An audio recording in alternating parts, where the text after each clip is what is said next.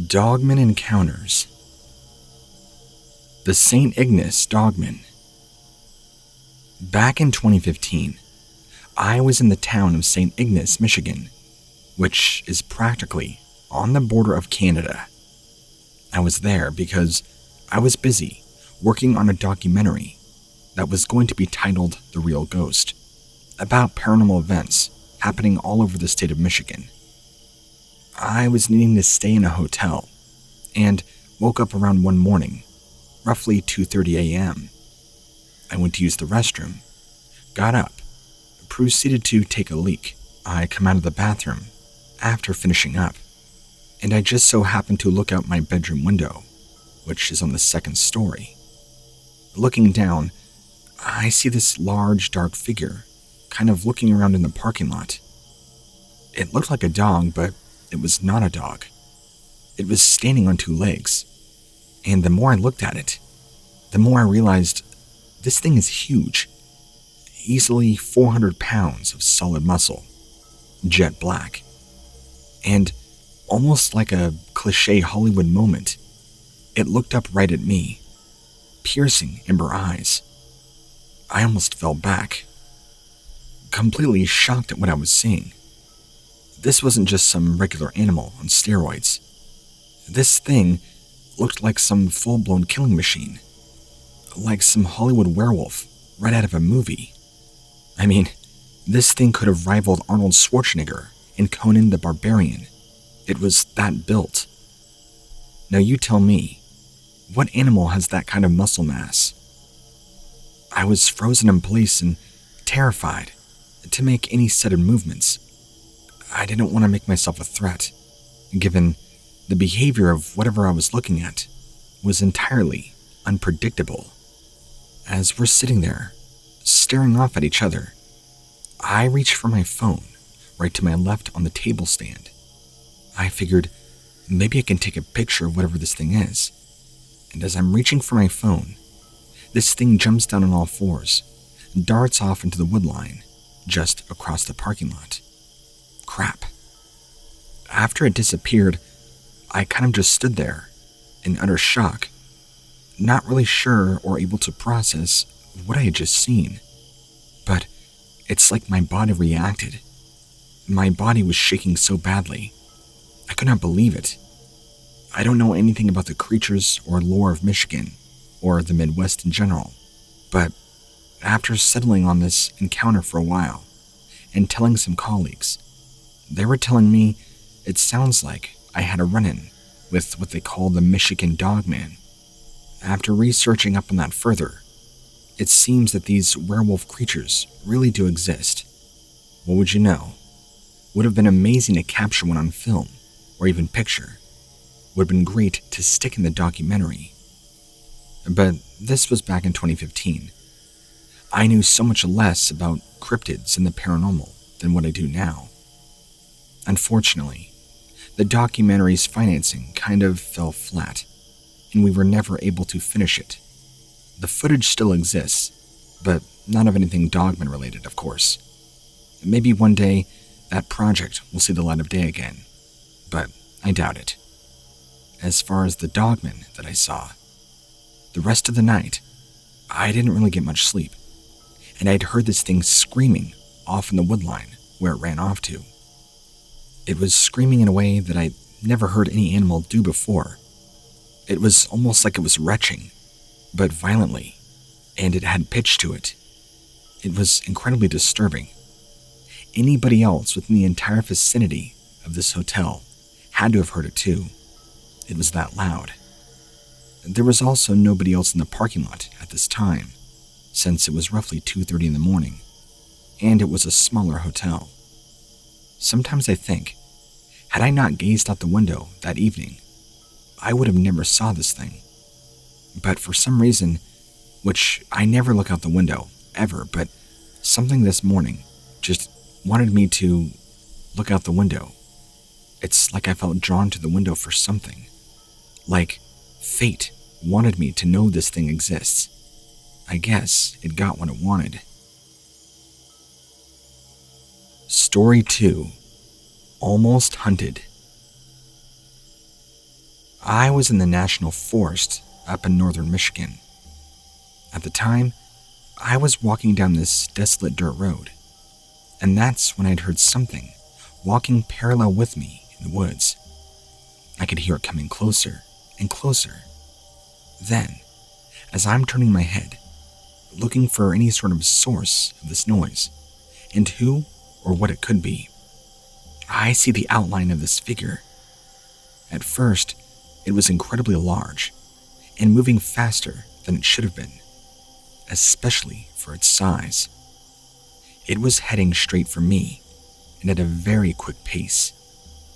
At first, I kept thinking it was a bear, probably a mama bear with bear cubs nearby, but how tall it was, the way its body was shaped, and its movements just did not line up with that rationale.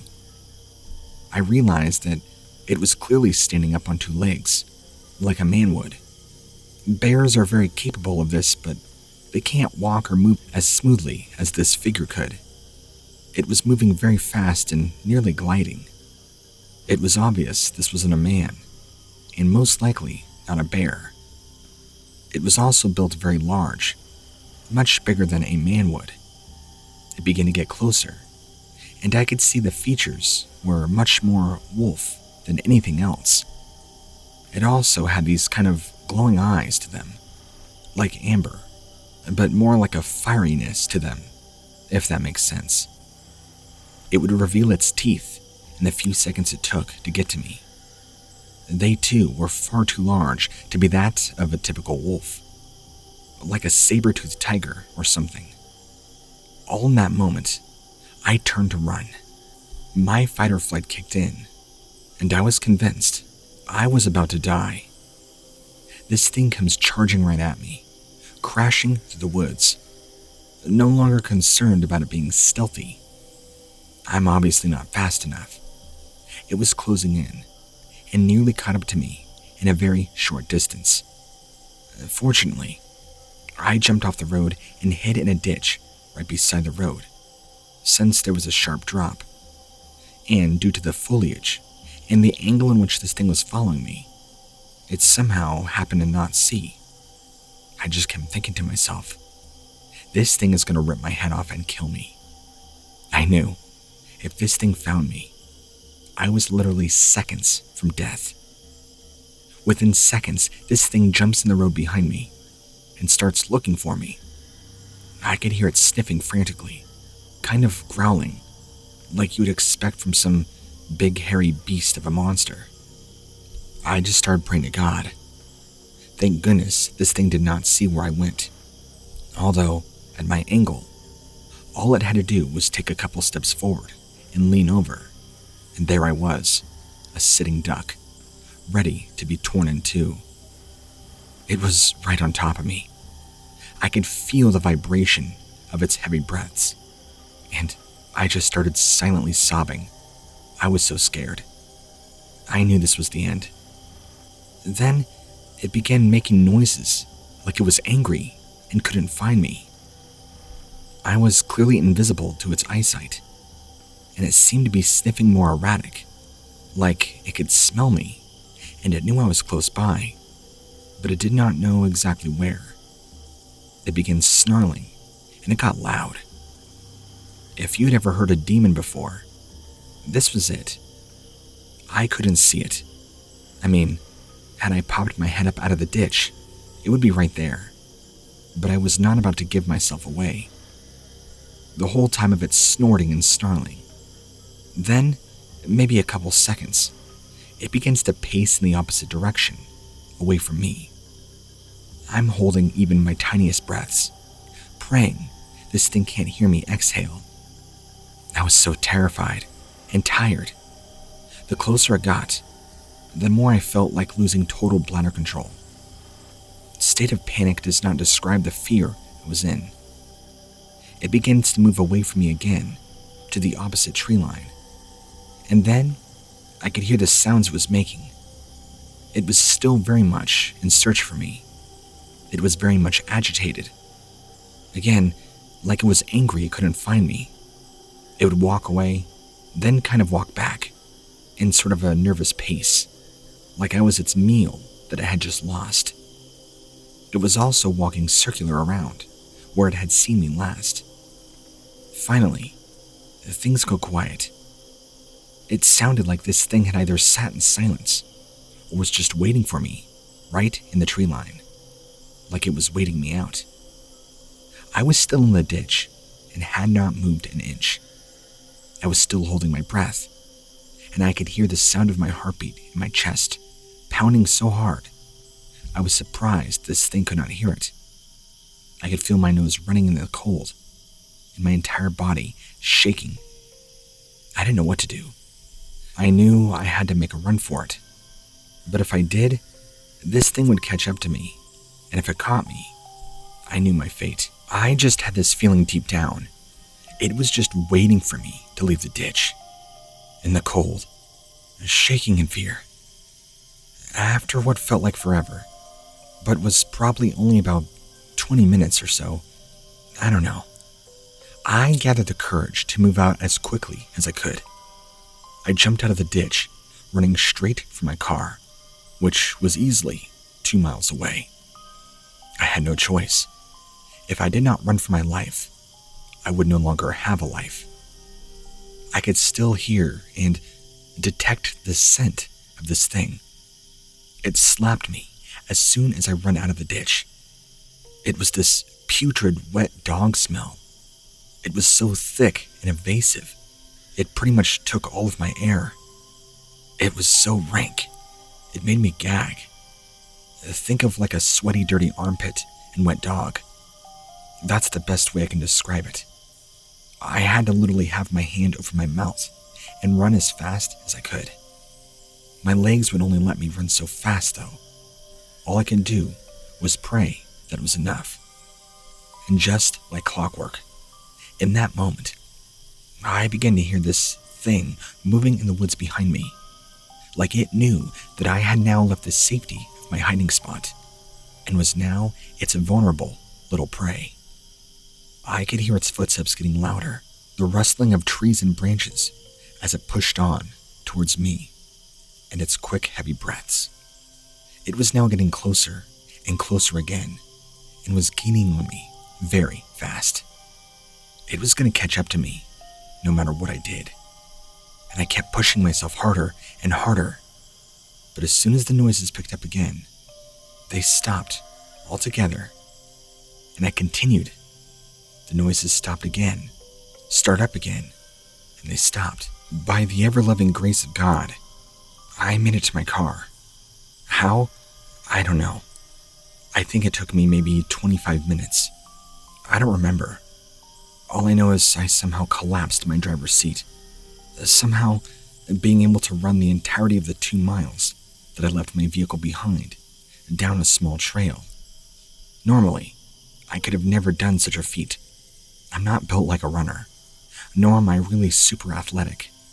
But I knew, my body knew, there was only one choice: run or die. I was so exhausted from the run that I was convinced my lungs were going to now collapse, and that is how I would die. And just before I was able to stick the key in the ignition, I hear this monstrous roar off in the distance, and it sounded like nothing I've ever heard of in my life. It was not done with me. I felt like this thing was mocking me, like it was letting me go, the same way some sort of predator would to its prey, like it was letting me know, with some sort of sick reminder, that it was very much alive and owned that part of the forest I was in, like it was laughing at me, mocking me. I was just its little toy that let me get away, and it wanted me to come back. That's how I felt anyway. And since that day, I 100% believe that these creatures, dogmen, are real, and they do in fact exist. I know what I saw. I know for a fact I was seconds from death, and I'll never forget that primal fear that took my entire body. I know it was not a bear. Bears don't behave like that. There's no other known animal I've ever heard of in my life. Somebody I told this story to try to convince me it was a Bigfoot, who they don't believe in Dogman, and I just simply told them, I've never had a Bigfoot encounter, but last I checked, Bigfoot looked nothing, remotely nothing, like upright, walking wolves. Story 3. Face to Face. I was born and raised in Michigan State, and have been hunting since I was a young boy. I have hunted just about every year of my life, since the age of 8. I've seen a lot of things in the woods that can't be explained, but that's for another time and place. I have seen all kinds of strange creatures, strange findings, like deer with their ears cut off, decapitated, other things like cattle mutilations, all kinds of crazy stuff. I have never really been bothered by any of these things, at least to a degree. Before I begin, let me just say, I have a dog named Pug since I was a young kid. He's a mutt and a great dog. I've had him for a long time. We're inseparable. Pug and I go deer hunting every year. I always take him with me. This year, we went out hunting in my favorite hunting spot. I know the area very well. I've been hunting here for years now. I've been hunting several times, at least in the last 10 years. In all that time, I never saw anything that would make me believe in Dogman or the likes. I have seen a lot of strange things, but nothing that made me believe that Dogman were actually real. So, to take us up to speed, it was a very cold day. Oh, and I'm only 18, mind you.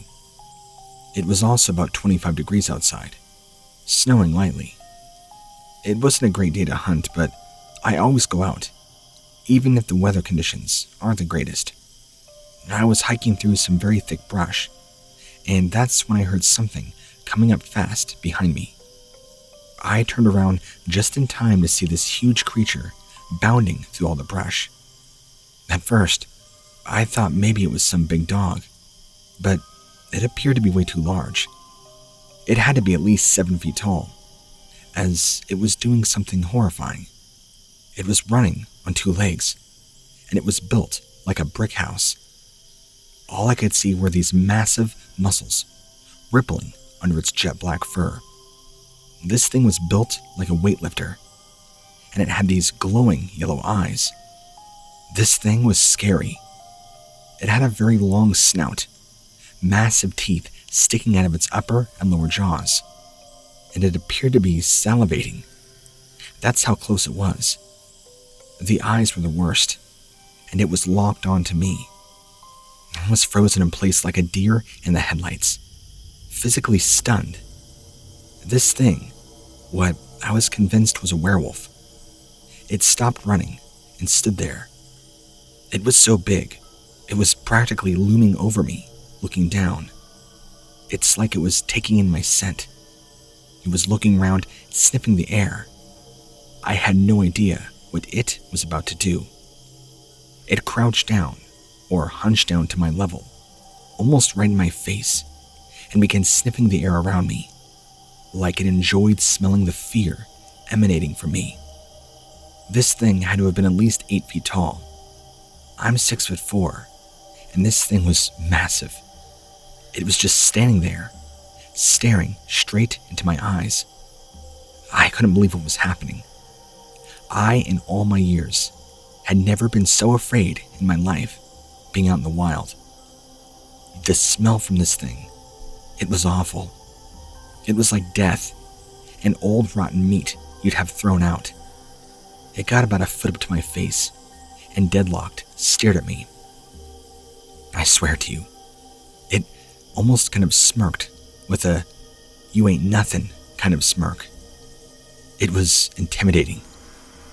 Then, after a second, it slowly backed away from me and took off fast, the same way it came, into the thickness of the woods. It was gone faster than it appeared.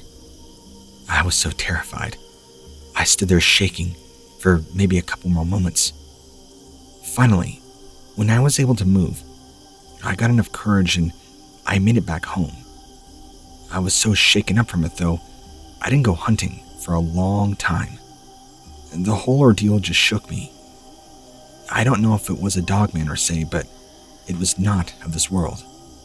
With its massive teeth and huge body, this was not your average dog. Like I said, even though I'm only 18, I've been hunting all my life. I've never seen anything like this, and I've never been so terrified. I know this sounds crazy, but I got the impression this thing was extremely powerful and evil. I know that. I'm convinced. I mean, what else could this creature have been? Just the way it looked into my eyes. It was inhuman in its intelligence. I knew that I was going to be powerless to it had it done something. Maybe it got off on the fact that it had that power over me. Since then, I have happened to report not seeing any more of these creatures. I'm still going out to the woods though, and I haven't seen any more evidence that they are out there. But I'll still be going out, just in case. I know they have to be out there somewhere. Story 4. Walking Canid. This sighting happened right in Fayette County, Georgia, on Bernhard Road. On Bernhard Road, perpendicular, runs a power line cut that's actually also Whitewater Creek. I was walking this power line cut when, off in the distance, I see this tall figure walking also in the power line cut. As I saw it, it was actually walking away from me, and at first, I thought it was somebody else. But the more I saw this thing, the more I saw it walking away from me. I realized the figure and shapes and dimensions of this person were not right.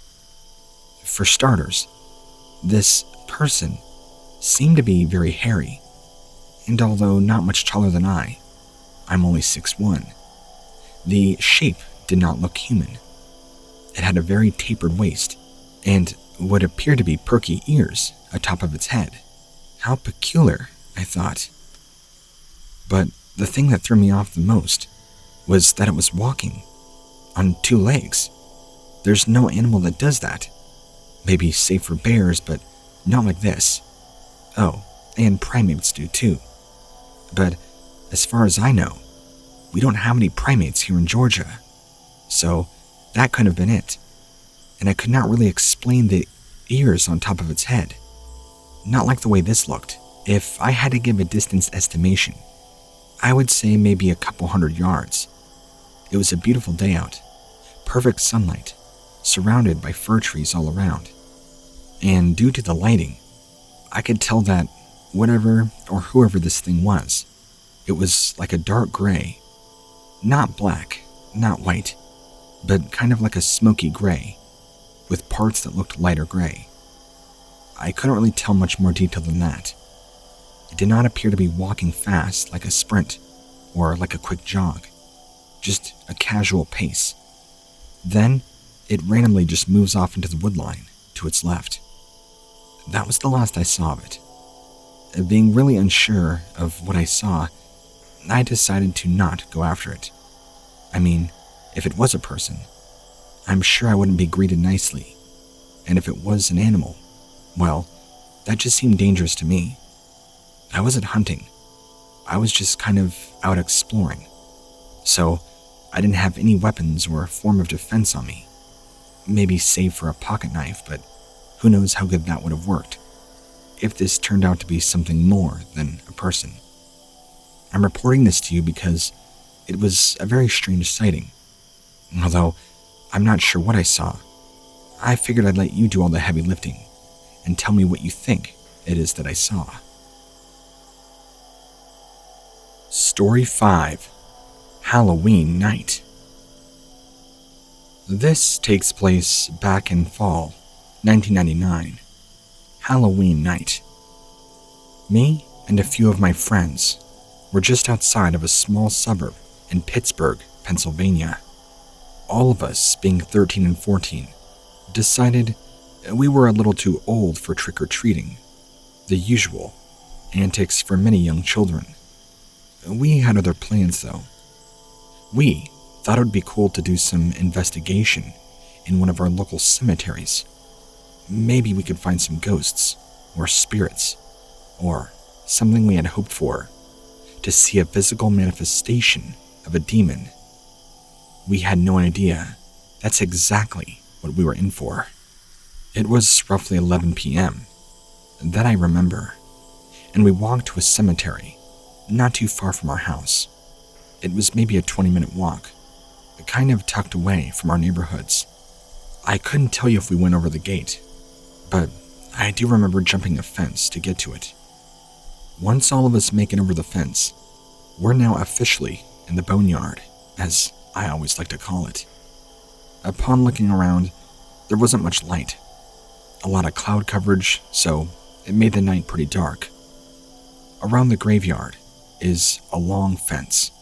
Then, on the east side, bordered by forest. None of us ever went back there, or knew how far it went.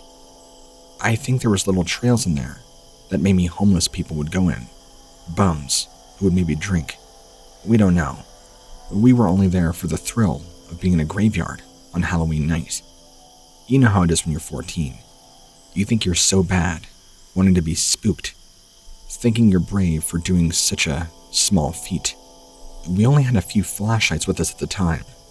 One of us was short a light, so it was the four of us, walking around, laughing, joking, the same way much 13 and 14-year-olds act when together, trying to make spooky sounds and scare each other. Although, it wasn't really working. After walking around for a while, looking at miscellaneous gravestones, and just seeing if we can find anything of interest, nothing really turned up. Imagine that. And at some point or another, one of our friends, the youngest one, decided that he needed to go urinate.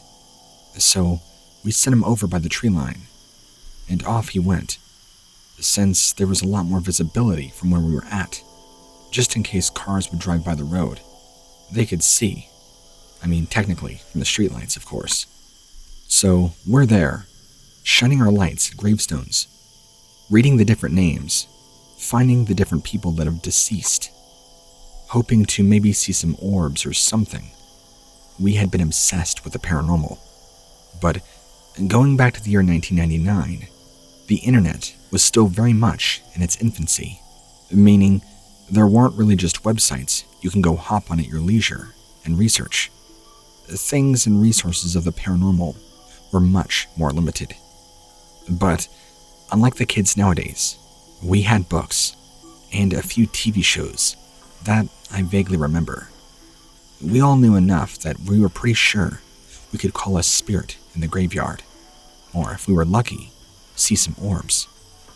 We were talking, walking around and doing our thing, as stated, when our friend, whom we'll call Seth, came running back, white as a sheet, panting like a dog. No pun intended for what I'm about to tell you. As he's catching up to us, all three of us look at him oddly and be like, "What are you running from? Why are you acting like that?" And before he could even say anything, he's trying to catch his breath. He leans up, points his arm over in the direction that he was going pee, and just says, "There's a huge dog in there. I don't want to go back over there." We all look at each other, exchange strange glances, look back at him, and look back over in the forest he pointed at, all in unison. I was the first to speak up. I told him, "Seth, it was probably just a homeless man or something. You know, people go back there all the time to drink. It's not like there hasn't been broken booze bottles back there." Still trying to catch his breath, he just shakes his head, while still holding onto his knees and catching his breath. He says, "No, trust me when I tell you this, guys. What I saw, it was huge. It was a big black dog. I've never seen anything like it before." We still kind of just weren't really sure what to think. We were kind of chuckling, and I think our whole attitude was kind of just like, "Yeah, okay, sure." So, me and my friend, decided to go walk over there and check it out for ourselves, to try and prove a point. He was honestly acting kind of ridiculous, and so one of our other friends, the fourth one, decided to stay with him and keep him company, help calm him down. I mean, he wasn't hysterical or crying, but looking back, he was visibly distressed. So, my friend and I, talking and joking about what he had seen, are on our way over to the tree line. We get over there, and we don't see anything. We shine our flashlight around, nothing. We see the small little trail that leads in. I think it went to a homeless camp. I'm not sure. I never really went that far into the trail. But this time, my friend and I were like, what the heck, why not? We get about 5-10 feet into the trail when we hear movement up ahead. My friend goes, "Look!" and shines his light. Up ahead, the light illuminates this large shape moving from one part of the trees to the other, crossing the small dirt trail in front of us. What we saw looked like some sort of huge black bear, but it moved so quickly, there was no real way to know for sure what it was. We both froze in our tracks, holding on to each other, wondering, did you just see that? Or was that just me? Then, we hear more movement. Whatever this large shape was, now begins to move toward us, or so it sounds. It begins crunching the branches and leaves, but we couldn't see anything, even with our flashlights. There's too many leaves and trees still. It was fall, but not everything at this point had fallen off. Even though I was 14, I wouldn't necessarily consider myself brave, but I've always felt I've had a strong sense of pride, defense, logic, rationale, and not prone to immediate fear, like my poor friend Seth. As the noise began closer, I yelled out, "I have a gun, don't come any closer." Of course, I really didn't have a gun. I just assumed it was some homeless man, maybe wanting to cause trouble. And the footsteps stopped. My friend behind me, holding on to me, also shining a flashlight in the same spots I were, was definitely spooked. Everything was silent and still for a brief moment. My friend turned to me and was like, "We should go, now. I got a bad feeling about this." I said, "No, it's fine. Wait. Let's see." We waited. Then the movement started coming toward us again, after only that brief pause of me claiming I had a weapon, which I had none. My friend lets go of me and just takes off running back to the others. I stand there, trying to look back to where he's going, and then this thing, I say this thing because I realized this was no homeless man. This was exactly as Seth described. Some large black dog, the scariest dog I've ever seen in my life, pops out of the trees, as if it just sort of was there 1 second, and completely unfazed, continues walking directly at me. And from that moment, my brain sort of just enveloped in this haze of fear, mixed emotions, amazement, awe, and complete disbelief. I'll tell you what I remember. As soon as this thing popped out, my flashlight illuminated the entirety of this animal, assuming it was a creature of flesh and blood, but it looked like something else. If you were to tell me demons exist, and they could take physical form, that's exactly what this thing looked like. Covered in jet black hair. Not long, but very short. Think of say a Rottweiler or a Doberman Pinscher. That kind of short. Short enough where you can clearly see it has hair, but it also had huge muscles underneath, and a massive, massive head. The eyes were like these glowing balls of fire, but it was much the same way a deer's eyes light up in the illumination of light, and I think it was all due to my flashlight, but they seemed brighter, like they let out this more ominous glow, with the headlight reflection on top of it. I want to say I froze, but I think I just turned and ran, even though it was all a blur in time. I go sprinting and still hear this thing walking after me. Remind you that I was about 10 feet into the trail, so I was back out in the open cemetery within probably 2 seconds. I ran and I ran. I could see my friends were already still up with Seth, but now they looked over and see me running as fast as I could. Now I'm watching their faces because I'm shining the flashlight towards them. They're shining the flashlight back at me, and even from my distance, I could see their faces turn from worry to horror, as they weren't looking at me. Instead, they were looking at something behind me. So I pushed harder, and I pushed, and I pushed, and I was nearing close to them. But now, they were all starting to run. Scramble, I should say, like a Scooby-Doo episode or something. So instead of trying to catch up with them, I scrambled, just like with them. Never bothered to look back. I didn't want to. I didn't want to know if this thing was following me. I didn't want to know if this thing was about to grab me. I didn't care. I wanted out. One by one, we all are able to jump the fence. And this isn't like those typical iron bar fences with the spikes on top that are like 10 feet. These were small iron fences.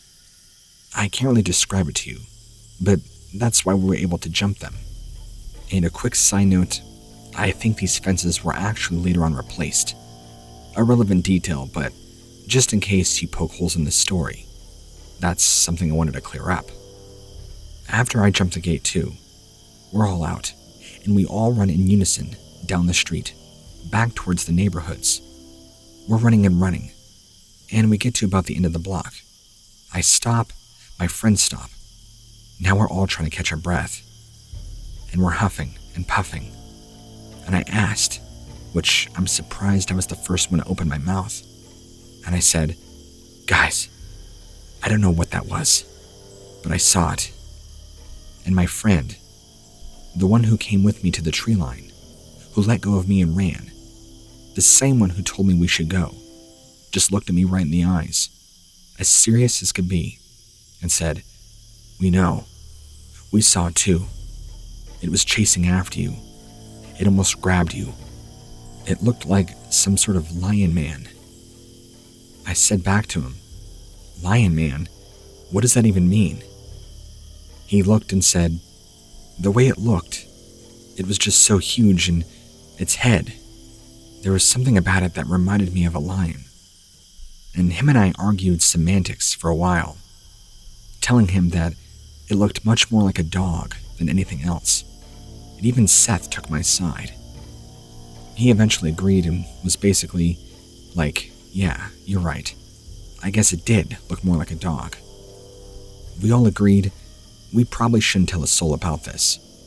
If we go around telling people werewolves exist, I mean, at that age, in 1999, there was no such thing as a dogman, at least that we had ever heard of.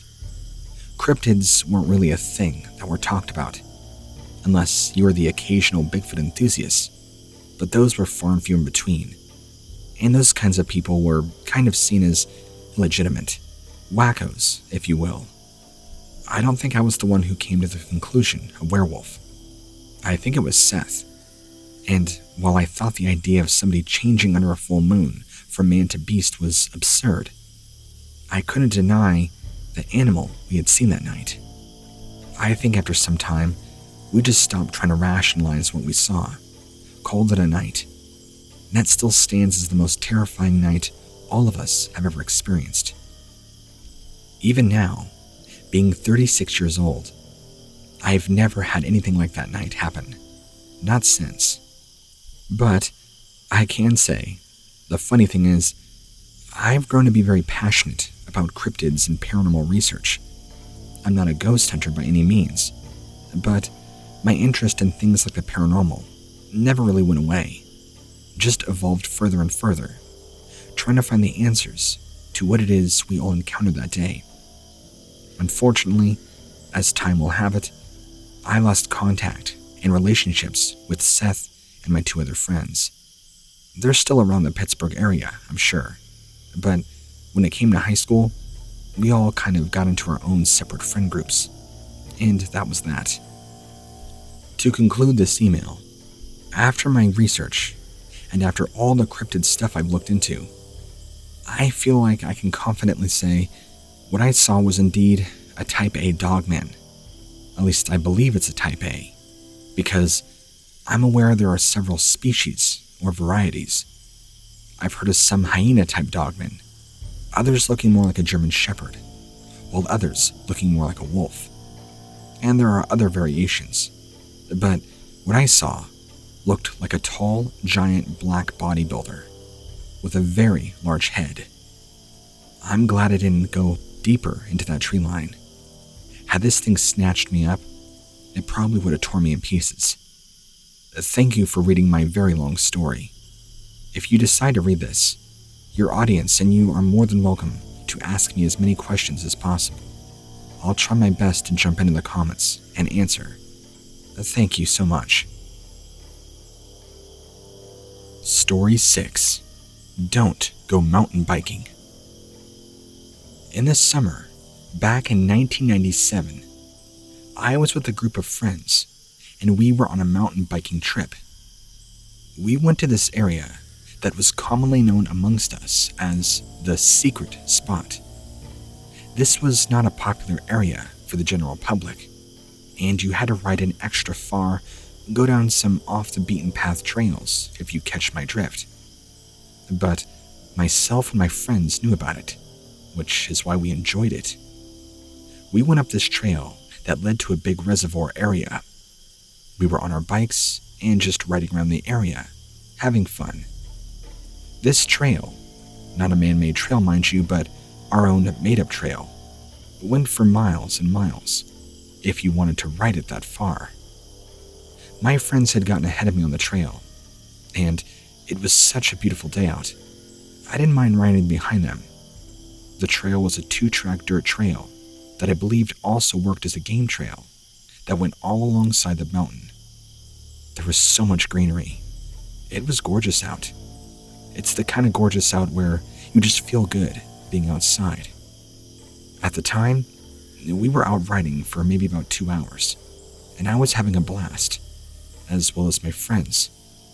Again, I was behind my friends, and they were getting quite far ahead of me, but not so far that I lost them.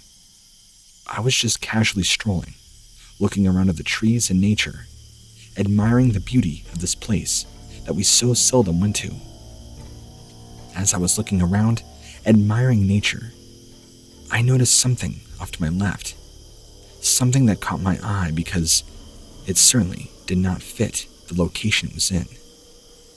I don't know how to quite explain it, but at first, it just looked like this large German shepherd. I kind of had to stop almost and look. I realized it was the largest wolf or German shepherd I had ever seen. There's a term, and I don't know if it's real or not, but the term is a dire wolf. Again, I'm assuming it's fantasy only, but this wolf is easily the largest I'd ever seen in my life. Had to have easily been double the size of a wolf, and it was just there, on all fours, staring at me, just beyond a tree or two, with the most intense look on its face, like you better keep moving. If facial expressions could talk, that's what it was saying. It looked very fierce, unlike any dog or wolf I'd ever seen, not to mention the sheer intimidating size of this animal. I want to say I spent no more than 10 seconds gawking at it, and realized this was no animal I've ever seen before. I mean, I was in awe and amazement, but also shocked. I don't feel like I could have spoke, even if you have asked me something. I mean, my eyes were locked on this thing. How could they not have been? Before I knew it, it kind of backed away into the trees and disappeared very quickly. It was no longer in my sight. I could not believe it. Was I dreaming? Part of me was convinced I was just seeing things, but I knew that was not the case. I looked up ahead and my friends were now riding so far ahead, I could barely see them. If they rode just a little bit further, we would be completely out of sight of each other. I kicked my bike into gear, catching up to them very quickly. I was a little freaked out, but tried to hide any emotion I had over it, just telling my friends, "Oh, haha, you guys got too far ahead of me. I was just enjoying my trip and got caught up in the nature." They kind of laughed at me and thought I was being strange. I guess hiding your fear sometimes can look like that. I never at all told them what I saw, and I don't really think it worth it to. I mean, what am I supposed to tell them? It was some strange animal I've never seen or can really understand. That's everything I concluded it to be. And really, I kind of forgot about this whole encounter for many, many years. Until the past couple years, actually. Maybe 2017 or 2018, when a coworker of mine turned me on to Vikundev's Dogman Encounters. And after listening to a couple of episodes, I kept thinking to myself, maybe this is the animal I saw that day, back in '97. Maybe this explains the creature that was in the woods. Although it wasn't upright and did not exactly fit the description of what they usually give it, being completely black, dark in color, and just seemingly hostile. That's not it at all. But I will say, its entire demeanor was that of it not wanting to be seen. In fact, it appeared to be very threatened, the fact that I noticed its presence, like I was just supposed to ride by it, like it was trying to be stealthy. Imagine that. And while I speculate that this could indeed have been a dogman, I don't know for sure.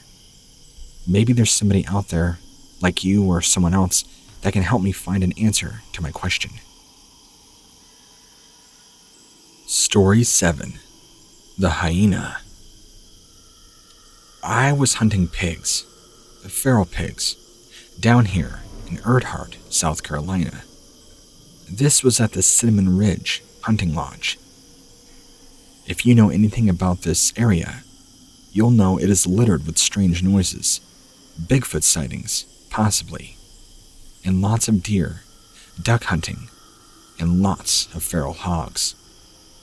It is all hardwood mixed swamp with cypress, standing water, making it the perfect place for what I saw that day to perfectly exist without ever being bothered by mankind. I would just like to state that what I saw in the swamps, I have no explanation for. I have never known or heard of an animal in all my days of hunting that resembled this creature. It was during the afternoon, and I was looking for any tracks or evidence of any hogs being in the area. They usually are, but so far, for the past few hours, I hadn't seen any trace of them. So I kept looking, and came to a spot where I could see something big, wading through the water, out in the swamps, tucked behind all the cypress trees. It was moving away from my direction, and then turned at about a 90-degree angle, so I got a great side profile of this animal, as it waded upright in the water, waist deep. What I saw wouldn't be a normal human in a costume. These are gator-infested waters, so this had to have been something else. What I saw that evening, or afternoon, looked just like this. An upright, fully upright, walking hyena, with the arch in its back and everything. It was kind of arching its arms and moving very slowly, with its head cocked forward, and this strange grin on its face. Instead of eyes set to the front, the eyes were on both sides of its head, much like how a hyena would look, except it was much uglier and had huge teeth coming out the front of its mouth. I stopped in amazement at the sheer size and mysterious quality to this animal. Once it disappeared out of view, after a couple of seconds, I went back to my vehicle and called a good friend of mine who is also an avid hunter of the same area. He too hunts feral pigs, duck, and deer, I told him exactly what I saw and asked him if he's ever seen anything similar in the area. He was kind of shocked by what I saw and told me, "No, are you sure? Are you sure it wasn't just a misidentification?" But I told him, "Red, come on. There's no other animal that walks upright like this. And to wade through a swamp the way a person would, it just doesn't make any sense. None of it adds up." I mean, he kind of couldn't help but agree with me. You don't really just explain that away, do you? By far, the strangest sighting and encounter I've ever had in the woods. I'm just glad this thing didn't try to attack me. I feel confident, had it did, I would have been able to put it down quickly, without problems. Story 8. Stalked. This occurred in the state of Minnesota, in the Foothills State Park. I'll get down to it. There was this bipedal hyena-looking creature I'm sure was stalking me through the trees. It was a summer night. Me and my friend were hanging out in the woods, and we were both very, very bored. We decided to best go on a hike. We started walking through the trees. I had my flashlight, my friend had his. We took a trail that follows the river. The evening was beautiful, and the moon was coming out. It was bright.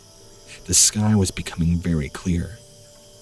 Whatever cloud coverage existed was dissipating, and fast. We walked and walked. We even saw some doe and rabbit. It was a great time. I always felt at one being out in nature. At least that's how it was until this happened. After walking for a good while, we determined it was best to take a small break. So we sat down on a tree trunk and rested. I was on the right side of the tree, and my friend was closer to the other end, the uprooted end. I noticed something staring at us. I had my flashlight on, and I shined it in that general direction. I seen this really big animal. It was this dark red color with black. At first I was scared because I didn't know what it was. It had kind of a dog-like face, but also it reminded me of a goblin or an orc. It had a long snout, but dog ears, and it was standing upright, bipedal. Its arms were long and had very short, stubby legs. Its body was pretty lean, not like it worked out, but that it was in shape. The face was more hyena than any other creature, but it still looked different, like there was a quality about it that just was strange. Judging from where it was looking at us, this thing was big. I would say maybe 7 or 8 feet tall, if I had to guess. I was freaked out just staring at this thing, and it stared at both of us for, I don't know, maybe a good minute or two, checking us out, like it was seeing what we were doing. Curious. And my friend and I were frozen. We couldn't move. I knew I was afraid it was going to come out and hurt us. I wanted to run, but I could not. Then it turned around and walked away, but not away from us, over on this side of the woods. You could hear it walking through the trees and out of sight for the time being, but I could hear it coming back in that direction. I didn't know what to do. We couldn't believe what we had just saw. My friend and I realized if we did not act quick, this thing was going to come back and do who knows what. This is right when we made a much more terrifying discovery. The direction this thing was coming wasn't walking off in the woods necessarily. It was walking all the way behind us, where the woods was much more open, and we were much more vulnerable. It was beginning to move quicker, like it was picking up its pace, as it knew that we were realizing its strategy, and if it did not act quickly, we would jump up, which I did. I shot up, grabbed my friend by the arm. I just felt this urge in me. If we were supposed to live, We needed to get out of here now. I grabbed him by the arm and we ran as fast as we could. We didn't stop running until we got back to his car. I was out of breath. We both were terrified. I now firmly believe in the Dogman phenomenon, and I think this was one of them. I want to say it was an alien, but it wasn't human. Since then, even though it terrified me, I've been interested in the entire Dogman phenomenon. I now know a lot about them. I've read a lot about them, even seen some videos. And after knowing what they kind of look like, I realized that there are varieties of Dogman. Some that look like bodybuilders, others that look like hyenas, and everything else between. Maybe there's just similar creatures. Maybe they're different. Maybe there's different species. But I'm also an enthusiast for finding Dogman stories. Maybe I'll see what I can dig up and share some with you. I firmly believe in getting this information out to all the public. It's good for people to be aware of what's out there. Thank you again for everything you do for us. Story 9. Bigfoot or Dogman. I was about 15 years old at the time. I was with my friend and his cousin, and we were at the woods near a lake. We were all very curious about Bigfoot. We were all believers, and we were trying to see if we could maybe find some tracks, find out a way to catch one, since nobody to our knowledge has ever caught one before. We were all just standing there looking around at the lake, looking for any sort of evidence. We figured, at that age, being in the woods automatically means you're entitled to have an encounter with a Bigfoot. And man, there must be just some sort of universal law that if you get what you want, that if you ask for something, you'll get it. Because all of a sudden, all of us standing around at the lake, we all see something over the crest on the hill not far away. I said to my friend, "What is that?" He said he was going to go check it out. So he starts walking over there. He starts walking over in that direction. But my other cousin and I, we just start kind of arguing, saying, it's probably a coincidence, it was probably just a hunter. I mean, after all, what are the odds of us out here looking for a Bigfoot, and we just happen to see one? The ratio has to be something like 1,000,000 to 1, I'm sure. From the distance we were at, there was no definitive clothing or anything like that. It was just dark in color. I couldn't tell you what it was. It didn't seem to walk weird, act strange, or have any sort of different gait to it. So that's why I can't conclude for sure it was a Bigfoot. So my cousin and I just decided to go and sit down at the lake. There was actually a fallen tree, maybe some 30 yards away. We sit there, kind of arguing and bickering back and forth.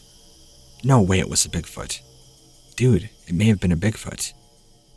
This went on for a while, because my friend was gone, taking his sweet time. I remember thinking, even after 10 or 12 minutes, what is taking him so long? I mean, the woods are only right over there. It should not take anybody this long to go check it out. So, as soon as I get up, I see him coming back, and he's kind of motioning for us to come here. My cousin and I both run up to him, and he just tells us both, "Man, that was a Bigfoot." My cousin, of course, "No, it couldn't have been. No way." And my friend got quiet. He kind of looks down at the ground, looks back at me. When I was back there, I saw it, moving around, going further back, deeper into the woods. I saw it close enough to see. It was really tall, had a long snout, and a big pointed head. And I stopped him. Wait a minute, it had a snout? Yeah, kind of like a big wolf or something. And it had a big gorilla body. My cousin and I, of course, just look at each other. Then we look back at him. No way. He never backed down from his story. He just kept reiterating over and over again. Yeah, it looked like a big bodybuilder. covered in dark hair, had a dome-shaped head, and a very elongated face. But he said no details other than that. I kept trying to pick it out of him. Did you see more of its face? Did you see more of its face? What was its body like? Did it have a tail? I don't think he could really answer them. He tells us that he saw it from an angle, so he did not get the best look at its face, but saw a good side profile and said it had a more longer snout, or a pronounced face, as he would call it. It resembled a dog, but was not a dog, did not have ears like a dog, and gave us the ultimate description. Imagine a orangutan, but with kind of a dog's face. That's the closest he can tell us. My cousin and I actually did not believe him. We thought he was just trying to make it up, until years go by, and I learned of something called a Dogman, which is similar to the descriptions he gave us. But there's something a little more strange. I guess there's a type of Dogman that's more Bigfoot-like. Very bulky, very tall, no ears, and I guess practically a Bigfoot, but with a dog-like face. I could be wrong, and excuse my limited knowledge of things unknown. All I can do is just tell my story, and at least tell what my friend saw. Unfortunately, I can't pull on my friend for his experience. He passed away from COVID last year, back in August. And since this day, him and I never talked about what he saw again after that. It's a shame, really. Story 10. Monsters are real. I always grew up thinking, monsters don't exist. But until the age of 12, I believed that. Very much so, actually. Even being taught from a very early age. Things in your bed don't exist. Monsters in your closet aren't real. So, I fell for that lie for quite some time. And when I was 12, everything would change. And not just once, but several times. I and my family have had multiple violent clashes with this creature from another world. I don't know what it is. We've stabbed it. We've shot at it. We've laid traps. We've tried to burn it, poison it. This thing will not go away. It is incredibly violent, and on multiple occasions, had we not had the proper firearms, this thing would have killed us. Let me first talk about my uncle's encounter, the one that changed everything for all of us. This was back when I was only 12 years old, still just an innocent boy. Me, my father, my uncle, and a couple of other relatives were standing along the shoreline of the Nanticoke River, which is a tributary here in northeastern United States. Behind us is tall grass, followed by tree line off in the distance. Our backs are to the grass. We have our lines casted in the water. We're talking about who's going to get the biggest fish, trying to outdo one another, as relatives often do. I mean, hey, competition is always healthy, under the right guidelines, of course. So, we're lost in fishing, completely ignoring anything behind us. We begin to hear sounds, not sounds that you should be ignoring. Sounds like somebody, like a large man, is crawling through the tall grass behind us. All of us turn to see, but nobody sees anything. We start looking at each other, saying, "Did you hear that?" "Yeah, I did too." We weren't really sure what to make of it, because we all heard audible noises of someone big moving around in the grass, and it was loud enough that multiple of us turned our heads.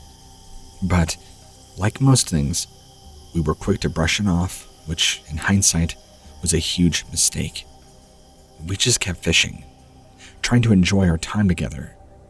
As a family, we were usually separated by hundreds of miles of distance, since everybody lived their own lives apart, and getting together to go fishing was kind of a huge thing for our family. Even though not everybody was a bona fide fisherman, it's just a recreational activity we all thoroughly enjoyed very much. And it gave us a reason to get together, of course. So, it goes quiet for a little while. Then the crawling sound resumes, and it's getting closer and closer, to where I'm not really paying attention. And one of my cousins, it kind of shrieks, and she's like, "What's that thing?" Ultimately, I turn, my father turns, my uncle turns. A few of my other relatives don't hear her. We all turn, and we're startled. This thing jumps out of the tall grass and lunges right at my uncle, clawing at him, cutting him, slicing him open in front of all of us. He falls back nearly into the water with these deep gash wounds through his clothes into his shirt. Blood, of course, splatters. And believe me, I'm not trying to be overdramatic here, like some sort of Stephen King wannabe writer, or trying to write a horror movie playwright. Writing this is like reliving some traumatic event. Immediately, my dad pulls out his gun, fires 3 shots, bam, bam, bam, into the head and body of this thing. It lets out a scream and lunges back into the tall grass in one swift motion. It all happened so fast. It's like my dad pulling out his gun and firing at this thing was just reaction to what it did and its sheer presence. Before any of us could really react to what had all happened, in just a moment, we run to my uncle, who his face is down in the water, and surprisingly did not drown. His wounds were not superficial. They were very deep, and somehow it did not hit any of his vital organs. He was bleeding pretty good, like a stuck pig. And at 12 years old, seeing that much blood, seeing my uncle be unconscious from that, it did damage to my brain. I won't lie. We had to rush him to the hospital. And looking back, I'm not sure why we did not call 911. I think just the adrenaline and the fear and the overwhelming situation presented itself in a way that we just knew we had to get him to the hospital. We did, and they asked him what happened. We told them simply, we don't know. Some wild animal came out of the brush and attacked him. My dad kind of cut in and spoke for all of us, said it was a large wild dog, and they took his statement for the time being. Later on, though, they severely questioned the authenticity of his statement, claiming the wounds were far too large and deep to be that just of some simple wild dog, or some dog that had gotten loose. They claimed that it was a bear attack, and my dad was trying to skew the facts. He almost got arrested for it, as if he had something to do with his damaged brother. My uncle was kind of in a medical-induced coma for a day or two. I guess his wounds had gotten severely infected. There was some sort of bad bacteria on whatever it was in his wounds. I guess he almost died, but I don't really remember much. I kind of blotted a lot of it out in my head. Did I already state how traumatic this all was? I think that's why I have these memory lapses.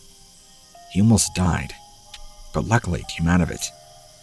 He still has those scars on his stomach and chest. And when getting out of the hospital, he refused to talk about it, mention it, since he was asked over and over again, "What did this to you? Why? What were you doing? Where were you at? Did you incite this problem?"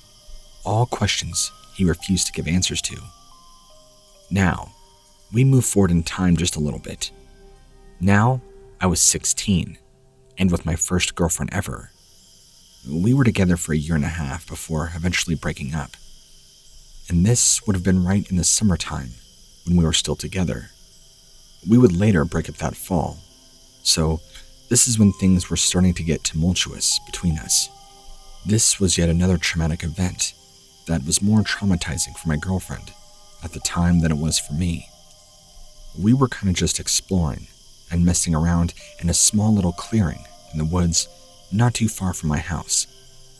Maybe about a few hundred feet away was this beautiful small creek that sometimes when I was younger, we used to go crawdad fishing. And believe me, our catches were wonderful. So we're sitting there on this tree stump, making out, and she has her dog with her, a lab. But the lab was run off, as she usually let her dog explore beyond her sight. Probably not the best or smartest decision, but we're only 15 and 16. Not really capable of making good decisions, if you understand. But this was not the first time. We had done the same thing many times. We'd sit in our little clearing together. We'd make out, and her dog would go and run to the river nearby, or the little creek, I should say. Drink water, play, be unsupervised. Very irresponsible. But her dog would always come back. There was never any problems. Worst comes to worst, we're a 2-minute walk away from the creek. So it was what it was. And this time was the same as any other time. We're sitting there, we're making out, and we begin to hear her dog whimpering and whining. So we stop, and my girlfriend looks in the direction, and she's like, "We need to go now. That's Parsi. We gotta go." We both jump up, and we go and run to the creek. Right before we get there, my girlfriend stops and starts screaming and screaming. I'll never forget her screams. That was like the most blood-curdling scream you can ever imagine, just like out of a horror movie. I almost run into her because she stops so abruptly, and I see what she sees as I nearly fall back. I almost crap my pants. What we were looking at was almost the same creature I saw 4 years ago, holding down her Labrador, putting its face into the water, drowning it, nearly crushing its head with such force. This thing looked up at my girlfriend, out of reaction, and kinda gave her this sick smirk, like it was letting her know, just try and stop me. There's nothing you can do. Then it looked back down, pulled her dog's head out of the water. The dog was so weak and whining, grabbed it by the neck, gave it one twist, and we both heard the most wet, disgusting crack I've ever heard. We both knew her neck was broken. The second it let go, her head went limp.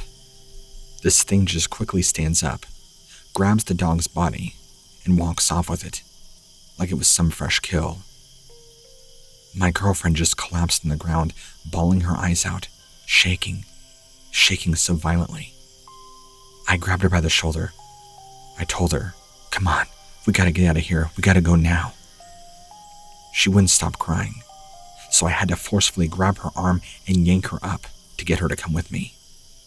We ran and ran, and we ran and we ran and we ran, and we ran some more. We get back to her house, and she has to tell her parents what happened to Parsi.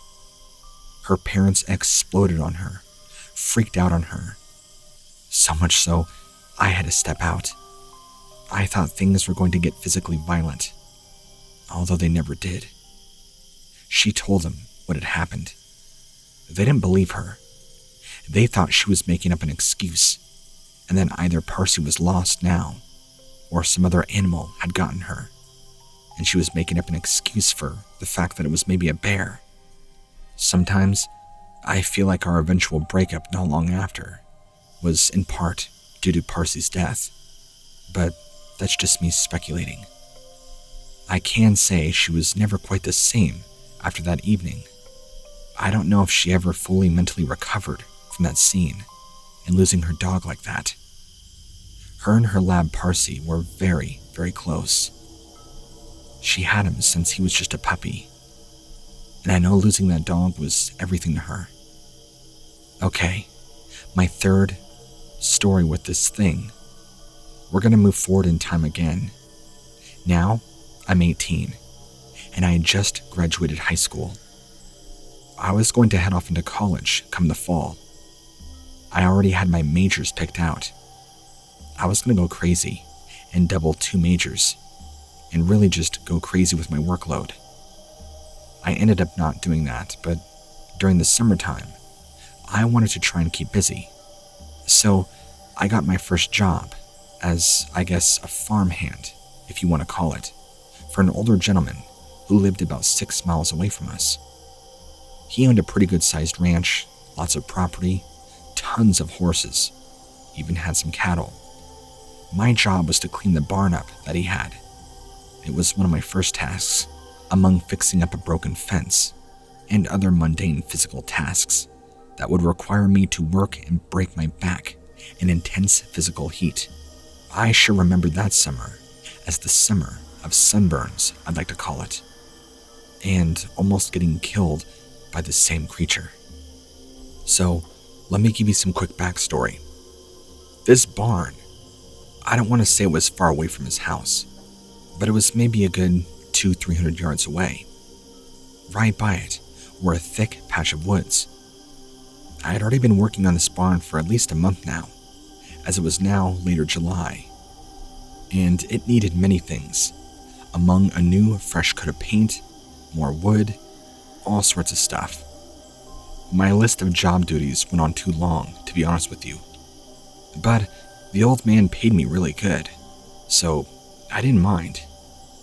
And one afternoon, I was in this barn, just tidying things up, when I heard movement outside the barn. I thought it was Glenn, the old man, so I called out, "Glenn, is that you?" Nothing. I thought that was strange, so I went back to raking some spare hay. Then I heard movement again, but this time it was moving from the side of the barn by the back towards the front entrance. Even though there were holes in the wood, I could barely see movement. I really couldn't tell who or what it was, so I stuck my rake against the wall and walked out the barn door to see who it was, thinking it was maybe Glenn who needed my attention or needed help with something. I go through the door, go onto the side of the barn, and immediately freeze. It's that thing again. And, like some sort of horrific memory, some traumatic reliving event, everything comes flooding back all in one moment. The 12-year-old event, when I was 16, and now this. I nearly fell on my knees to this thing's mercy as it approached me slowly, looking more angrier and upset than ever. This thing, I'll never forget. The image burned in my mind. This thing had saliva coming down its mouth, teeth exposed, bared, reaching its right hand up for me, like it wanted to clasp it around my throat and tear my head off. I fell to my knees. I didn't know what to do. I was just so weakened and unable to bear the fear. This thing continues its gait towards me, takes a step at a time, and is now maybe 5 feet away from me. My body will not move. I'm completely at the mercy of this demon. And then it raises its right arm up, clasps its hand, while looking down at me. Bam! Boom! A bullet goes right into this thing's throat. Blood shoots, and this thing screams this terrible scream, and kind of staggers and backs away, opens its eyes and looks up. Directly behind me was Glenn with a shotgun. I'm nearly deaf now, my ears ringing from the blast. This thing turns its attention to Glenn, looking more angrier and pissed off than ever, with blood running down its upper chest and throat. It begins to walk towards him. Bam! Bam! Fires 2 more shots. I was convinced I was going to be deaf. When you're only 10 feet away from a shotgun blast, multiple blasts, somehow my eardrums didn't burst. I couldn't hear much besides the blasts. I even barely heard this thing scream. It kind of dropped back, turned around, and jumped off into the tree line. There was a blood trail. Glenn ran after it, didn't even say anything to me. Just runs right into the tree line, disappears for maybe a moment. Bam! I hear him firing off again in the woods. Quiet. Bam! Bam! His gunshots are getting further and further away, and I'm stuck there, on my knees, completely traumatized, like a soldier at war who's just seen his friends massacred in front of him, unable to fully function and process the reality that I was just dealt with. I couldn't even tell you how long I sat there on my knees before Glenn reappeared with the most stern and serious expression on his face. "Get up, boy," he told me. He pulled me by the collar all the way back to his house, threw me down on the porch, looked me in the eye and said, "From now on, you're not going over to that barn alone. I've been having problems around here for a while now. The things other people don't understand. You got that?" I'll never forget his words. I was kind of just shell-shocked, not even sure how to react or process. I mean, I was practically a trauma victim. I just checked out. I nodded my head. He told me good. Told me to go home, wash up. I was done for the day. I went home, didn't tell any of my family. And when I returned the following couple days, we never spoke a word about this event again. But Glenn started hanging around with me every time I was at the barn. We never had any issues after that, at least on his property. It appears that this thing was all around that area too. Who knows where else it could have been. I don't know if this was the same creature we dealt with 3 times, but from my memory, each time, the creature looked somewhat identical. Although, the one that I saw when I was 16 with my girlfriend was, I think, mostly black, but the same face, the same insane human intelligence, the same evil, hateful demeanor. I've had a couple of more encounters since then, but nothing like these first 3. These did more than enough damage to me, and were more than terrifying. I understand if my story sounds kind of fake and overdone, but I don't know how to write this down and be truthful about my experiences without sounding like a Hollywood horror movie. I did my best, and I'm no writer, so excuse if things are jumbled all over.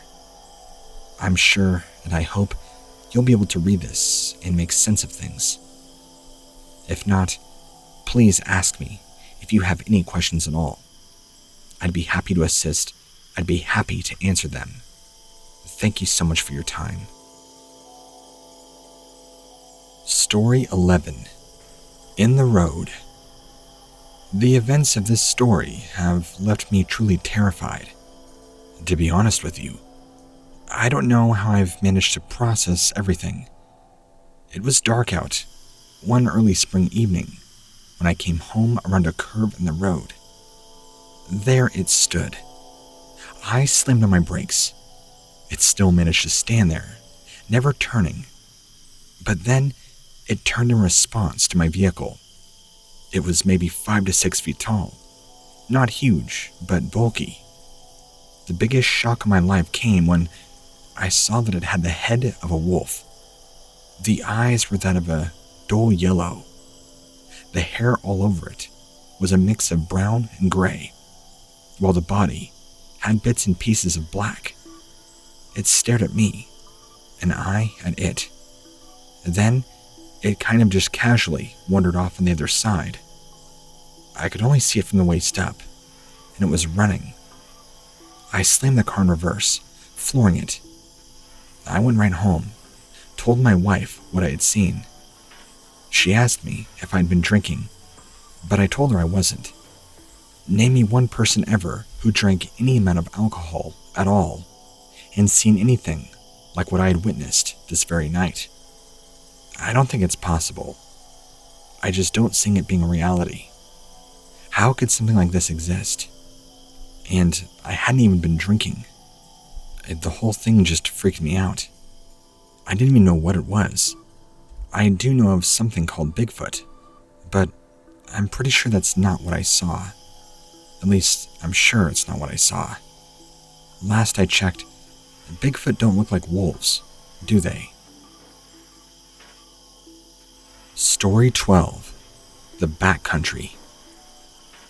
I was out for a hike one day in the Idaho backcountry, and I seen this huge, upright walking canine tearing into an elk. I didn't realize what it was at the time, but after later on doing some needed research, I figured it might be a werewolf, or what I suspect to be something that looks akin to one. I'm not sure if that's what the creature was, but it was just some huge, upright walking canid. It was around 7 p.m., so evening time, and I was on a game trail. I had been out there for roughly 3 hours by now, and I was at the farthest point from my vehicle. I seen this thing just to my left, tearing into this poor bull elk. It was huge, and so was the elk.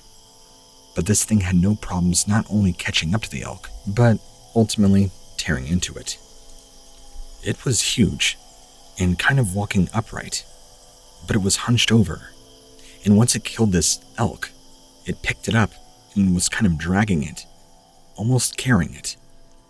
I couldn't see its whole face, but part of it. It had all this wild matted hair all over, and had these crazy red eyes. I stood there for a long time, just watching this thing pull back and carry this thing away. I was scared, so I turned around and I fled. Once I got back to my car, I never went down that game trail again after that. You can't really tell from the story, but I was extremely terrified. I know in story format, that can be really hard to convey. Just understand that it was a rough experience. Story 13. Down in a Ditch. This was back in 1995 in the state of Minnesota. I'm a retired police officer, so believe me that I pay high attention to detail, unlike others. I've even been told that by friends and family, where I will pick up on stuff sooner than relatives will. But this was back before I joined the academy. One evening, I was driving from my girlfriend's house home late one night. I was about halfway home when I noticed something out of the corner of my eye in a ditch.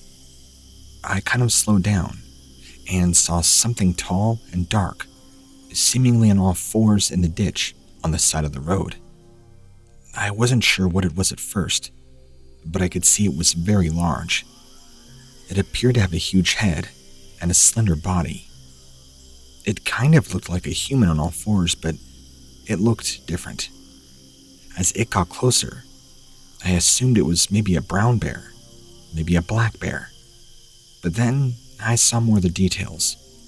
It was too much like a human, with hair all over it, which I thought was odd, and those details usually don't mesh. Whatever it was kind of crawling around in the ditch. Then it popped its face up. It reminded me, honestly, of a mix of a fox, a human, and a wolf. If a man's head had sharp teeth, and elongated nose, and kind of fox-like eyes, that's what it made me think of.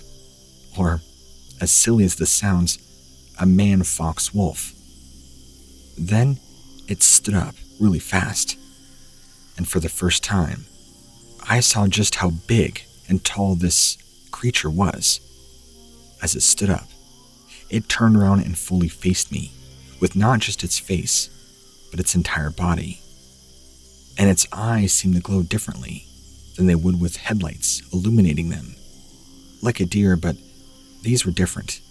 It was more. There was something about this animal that just seemed more wild than others. I was afraid to make any sudden movements. I had no idea what I was dealing with. This thing's behavior could be very unpredictable. I'm not sure what I would have done if this thing had tried to attack me or break through my car. It had stayed with me longer, just sitting there. It didn't do anything. staying perfectly still itself. Then, it went back down to all fours and kind of scurried off, very strangely, into the nearest tree line. When I could finally move again, I drove as fast as I could, never taking that road again. I'm not sure what that was, but I never wanted to go back to that same spot. I spent time talking to my girlfriend about it. She was concerned and believed me. I mean, I was pretty scared about the whole thing. I even told some friends and relatives, and going by my acute attention to detail, they knew I had no reason to make anything up. I mean, why would they? And the older I've gotten, it's like the more I've had to realize that these things happen, these creatures are out there. And even more so, the older I get, I start to listen to these paranormal podcasts that are all over YouTube. And they talk about these strange dog cryptid creatures called dogmen. They're most certainly not werewolves. These are not men and women who shapeshift. These are something else. It didn't take long for me to mentally connect the dots. Story 14. The Grove. Back in California in the 1980s, out in a grove, located out here in the hills, I saw a creature that looked something like out of a werewolf movie. Before, at the time, I didn't understand that these creatures were called dogmen. Anyway, here's my story. In the 1980s, there was a grove in the hills near the community where I grew up in Northern California. People would go there to take the view of the valley at the bottom of the hill. There was usually a lot of wildlife, mostly deer, some coyotes. I was on the side of the hill where there were some thick trees and saw something that did not fit. It was a brownish creature that appeared to have a really long snout and a long bushy tail. It was kind of dragging on the ground. I watched it for a while as it would stop and look at me, then would move on. Every few steps, it would stop, look back in my direction. I was about to walk down the hill to it, but it just walked away. It was walking on two legs and didn't look like a bear or a coyote. I started to hear a bunch of shotgun fire, and then the creature jumped up on a fallen tree, running off. So I run back down to the community, tell my friends and a few adults what I saw, but they just laughed it off, said it was some sort of coyote. I would later find out this was a dogman, that it was some sort of natural nocturnal animal. Somehow this creature was normal to some of the people. I think the eyewitnesses saw a coyote that was standing, but I'm not sure. Some of them described it differently. While some describe the details more wolf-like, others talk about it being a large upright coyote or a big dog. I'm really not sure what to make of it, but it was very, very strange. More strange than scary, I should say. Story 15. The Michigan Experience. I was spending the week with my mother and my new stepdad up here in northern Michigan. It was 2017, and I was halfway through high school. Classes were still in session, but on account of my mom's new marriage, my brother and I were allowed to spend some extra family time together outside of school. My mom seemed to feel a vacation would somehow bring all of us closer together. So we rented a cabin. It was all right, I guess. A little quaint little place with a bit of a country feel. Not like the city where I was so accustomed to living. I thought my new stepdad was a little strange. He liked to tell stories about werewolves and dogmen. He believed the two were somehow related. In my opinion, the creatures were one and the same. But that was only based on what I'd heard, not actual facts. My stepdad was convinced he'd actually seen one of the creatures when he was just a boy. I guess that's what started his whole infatuation with the idea.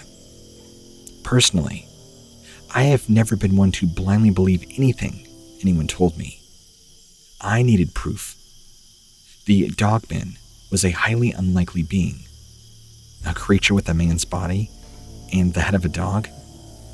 I had a strong interest in biology, but the whole thing just didn't add up to me, genetically. I just entered the dining room when it happened. My brother was just about to take a bite out of a sandwich. He could see the look on me and my stepdad's faces, and his eyes shifted from our stepdad and then to me. We were both staring over my brother's shoulder and out the window behind him. My stepdad and I exchanged astonished glances. We just couldn't believe our eyes. There, in the backyard, was a man hunkered over with his head in our charcoal grill. It was odd behavior, to say the least. My stepdad had made all of us steak and salad, but the surface of the grill had been cool to the touch for some time, so why would anybody want to sniff the bricks or coal was far beyond me. I think my brother thought we were staring at him. He lowered his sandwich down and began to silently sit there. My stepdad and I, of course, weren't judging him. We continued to watch in horror as what we thought was a man lifted his shaggy mane and began sniffing around. Then we realized this was no ordinary man. In fact, it wasn't a man at all. The shirtless human male torso appeared to be kind of a chestnut brown, yet the head was most captivating. Long strands of hair, wispy and thick, like that of a Pomeranian, painted on in thick coats of jet black, bits of coppery red, and a shock of white, stretched out on both sides of its face. The eyes were also what kept us mesmerized. They were this cold amber color. I had never seen anything so strange and beautiful and haunting all at once. The creature strained his stance. He knew he'd be seen and they were watching him. I tugged on my stepdad's shirt sleeve. We sprinted from the dining room to the kitchen, toward the back door, and towards the patio area. We both charged for the door. My stepdad beat me there. I wasn't upset. All I could think about was getting a better look at the creature outside. Once my stepdad and I stumbled our way out into the open, the impossibly tall-like Dogman began to back up while staring at both of us. I reached out my hand, unsure if the creature would act like a dog or a man. To my utter amazement, the creature let out this howl. At least that's what I think. It sounded kind of like a human screaming. Its teeth were long and curved, like miniature spikes, but much thinner. They were still bigger in size and like a large breed's canine's teeth. None of them were jagged, at least like people describe in urban legends.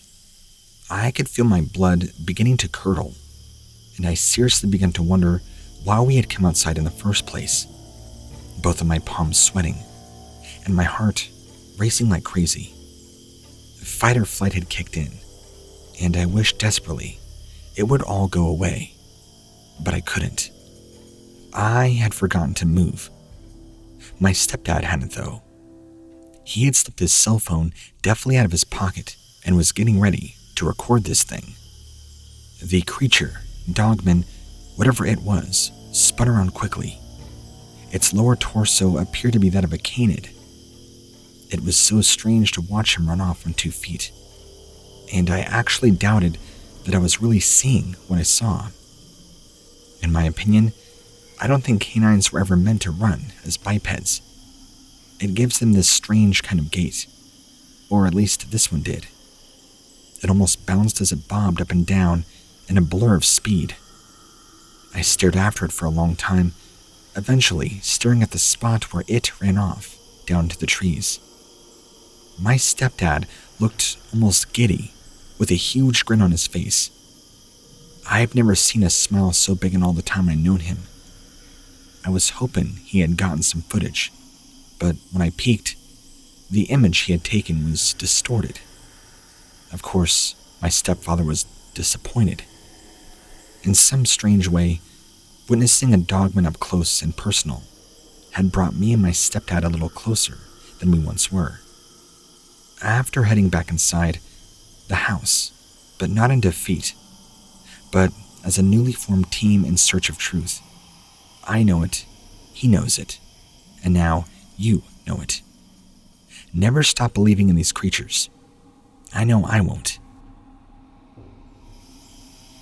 Story 16. Wine and Dogman. I was out on a friend's ranch one evening, drinking wine together and enjoying the beautiful June sunshine here. Because we're kind of out in the country, it's very hot and dry.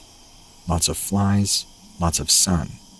Not like the city, where it rains constantly, full of overcast and grossness. My friend and I thought wine would be the perfect way to unwind this evening together. We had been girlfriends since high school, so we always knew how to party. Although, two moms in their early 30s hardly partied. After a few glasses and talking crap about our husbands, we decided to head back to the house. We were walking along this small horse trail that led right through their patch of woods on the property, and it stopped at the top of this small hill and kind of had this beautiful lookout view, where if you stand just right, you have a gorgeous view of the sunset. You know, I don't think I had ever really been in awe of the beauty before, at least not as perfect as this was. The sun was setting just right, and I was so inspired by the light, the atmosphere, and the ambiance. As we're looking out, my friend kind of gasps and points down, and she says, "Hey, what is that?" I look, and even with the huge mountains in the distance, with lots of red rock, down at the base were these two large dogs, or so they looked like it, but they were crouched down kind of weird, and looking up in our direction.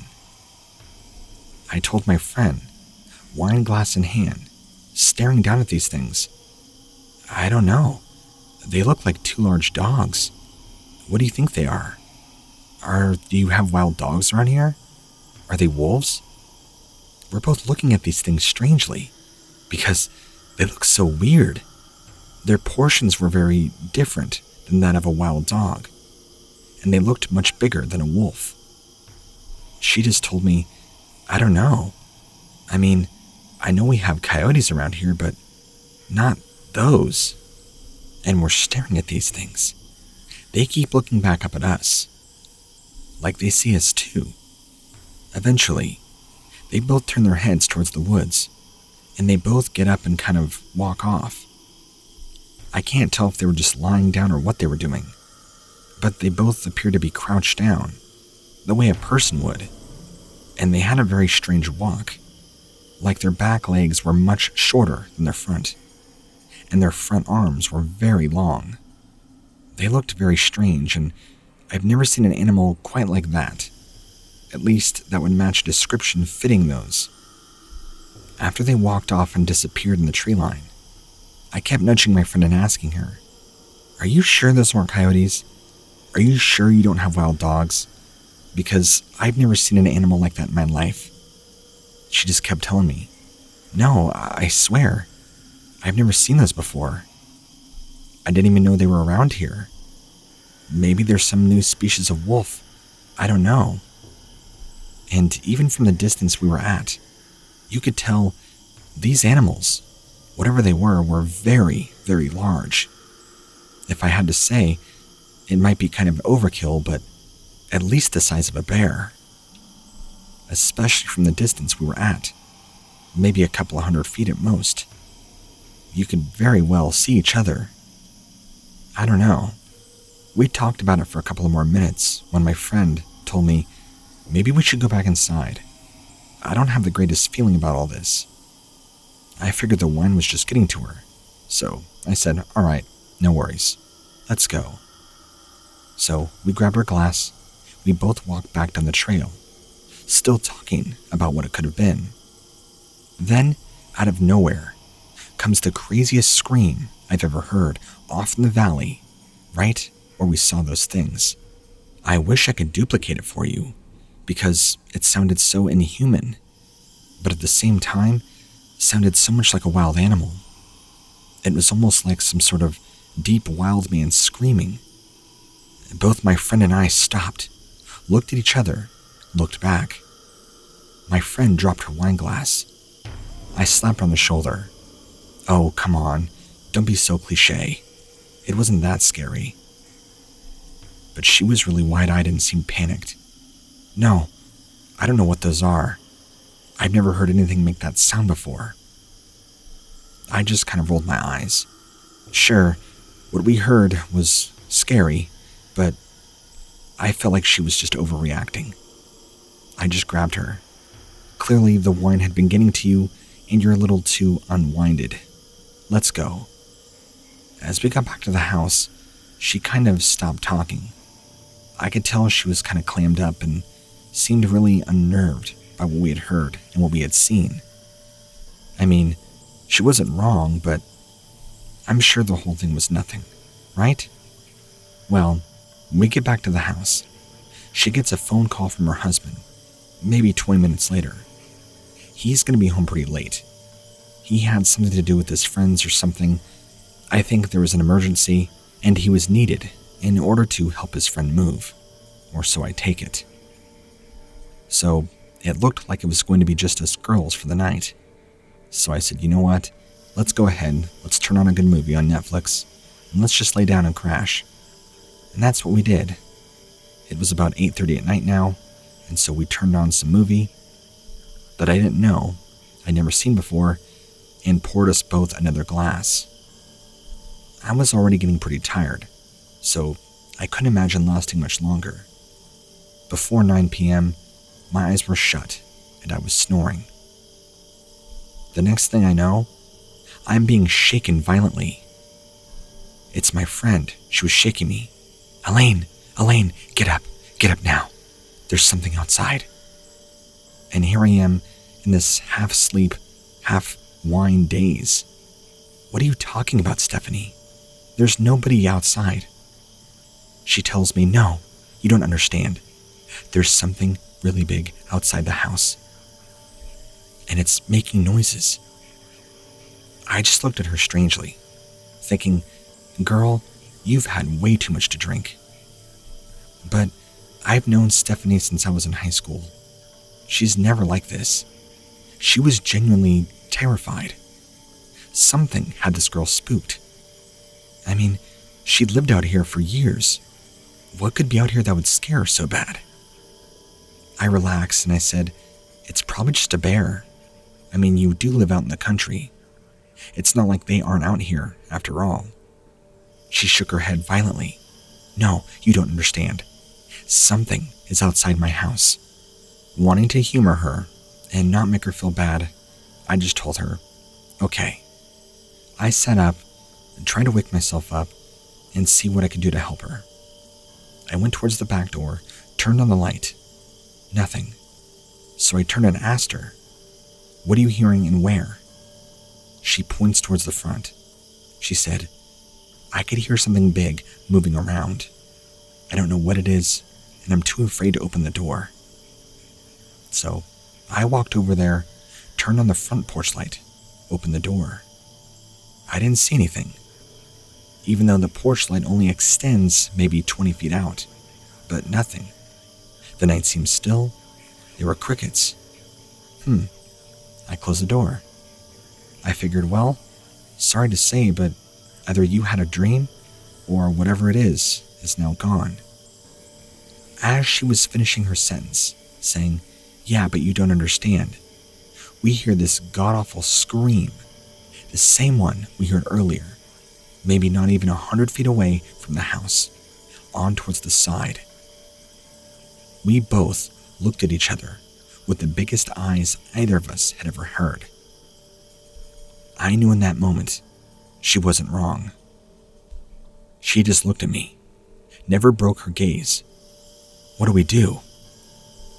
"We should call the police," I told her. But she retorted and said, "They're not going to do anything. This is some wild animal. Really, what are they going to do?